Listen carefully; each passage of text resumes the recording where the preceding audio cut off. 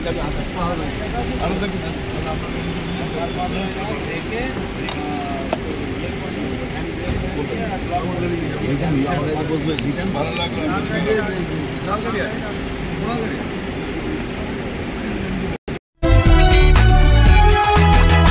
কুসুম হিন্দু মুসলমান এটা কবরে চলে গেছে। ভারত স্বাধীন হওয়ার পর থেকে আমরা কে হিন্দু কে মুসলমান এটা আমরা জানতাম না, আমরা জানতাম না। আজকে আমরা জানতে পারলাম এই বিজেপি সরকার ক্ষমতায় আসার পরে। এই বিজেপি সরকার ক্ষমতায় আসার পরে মানুষ বিজেপি সরকারকে ক্ষমতায় নিয়ে এসেছে তার একটাই কারণ, দেশের উন্নয়ন। এই ভারতবর্ষ কোটি কোটি ছেলেমেয়েরা উচ্চশিক্ষা শিক্ষিত, তারা চাকরি পাচ্ছে না, জব পাচ্ছে না।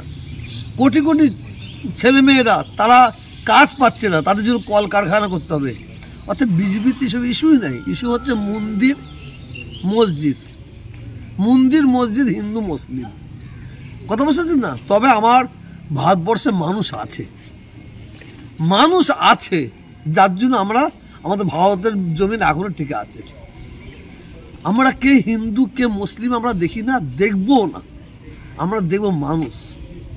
অতএব যারা এই দেশকে সাম্প্রদায়িক আগুন লাগিয়ে দেশকে ধ্বংস করতে চাইছে, তারা কিন্তু নিজে একদিন ধ্বংস হবে, এটা আপনাকে অপেক্ষা করতে হবে, দেখতে হবে।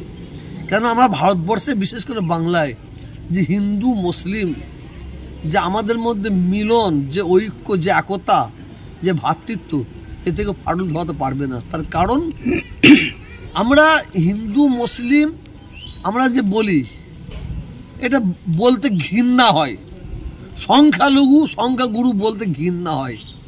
আমরা মানুষ। আমি তহা সিদ্দিকী, আমার বন্ধুর নাম হচ্ছে জালাল, এহসান, নাসিম, বাবলু, কমল, নির্মল। আমরা এক জায়গায় বসে আমরা একই দোকানে চা খেয়েছি, চা খাই, আড্ডা মারি, একই ক্লাবে আড্ডা মারি, একই মাঠে খেলাধুলা করি, একই স্কুলে পড়াশোনা করেছি। অতএব এই আমাদের সম্প্রীতির বাংলায় সাম্প্রদায়িক শক্তি কোনোদিন জায়গা পাবে না, এটা আপনাকে আমি চ্যালেঞ্জ করে বলতে পারি। এই যে না না, একদম পড়বে না। 2026-এ মানে বিজেপি যে ওদের নেতারা, ওরা যে ভাষায় কথা বলছে, এটা আমরা মুসলমানদের বাদ দেন, আমার হিন্দু ভাইয়েরা, হিন্দু মায়েরা, হিন্দু বোনেরা তাদের কাছ থেকে আস্তে আস্তে দূরে চলে যাচ্ছে। কারণ তারা তো মানুষ, তারা তো শিক্ষিত, তারা তো জ্ঞানীগুণী, তারা বুঝতে পারছে এই ভাষা কোনো মানুষ ইউজ করতে পারে না। অতএব ফালতু ওদের কাছ থেকে দূরে সরেছো। প্রথম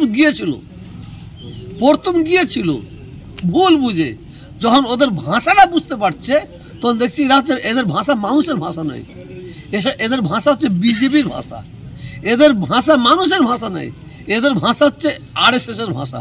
অতএব এখানে এদের কাছে থাকা মানে নিজেকে ধ্বংস করা। অতএব আমাদের যে মানুষ হিসাবে আমরা যারা ছিলাম আছি, সেইভাবে আমরা থাকতে চাই। অতএব এই বাংলায় 2026-এ মানে আমি সরকারের তুষামুদ্দি করিনি, আবার বলে দিই, অনেকে আবার বলে চামচা, দালাল, অমুকটুকু বলে।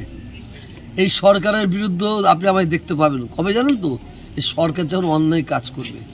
আজকে বাংলার মানুষ হিন্দু মুসলিম শিখ ইসাই এই সরকারের পিছনে আছে, এর পাশে আছে, তার একটাই কারণ উন্নয়নের কাণ্ডারি আর সাম্প্রদায়িকের বিরুদ্ধে ইনি গর্জে ওঠেন, যার জন্য আমরা এনার পাশে আছি।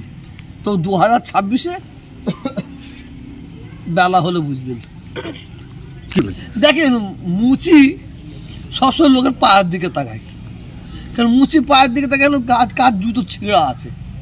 হ্যাঁ, আপনি দেখবেন কুমোর দেখবেন, সে একটা যেখানে হাঁড়ি দেখবে হাঁড়ির দিকে তাকাবে।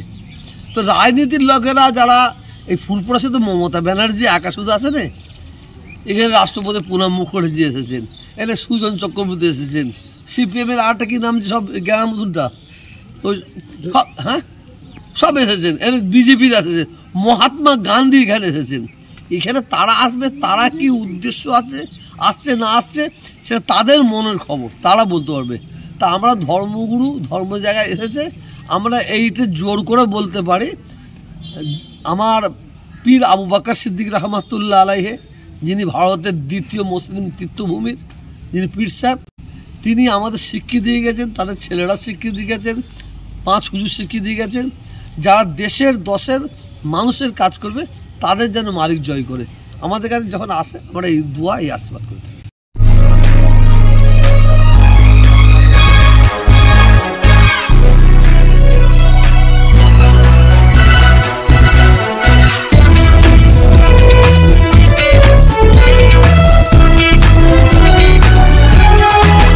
আপনারা দেখছেন এনপিএস নিউজ, সবার সাথে সবার মাঝে।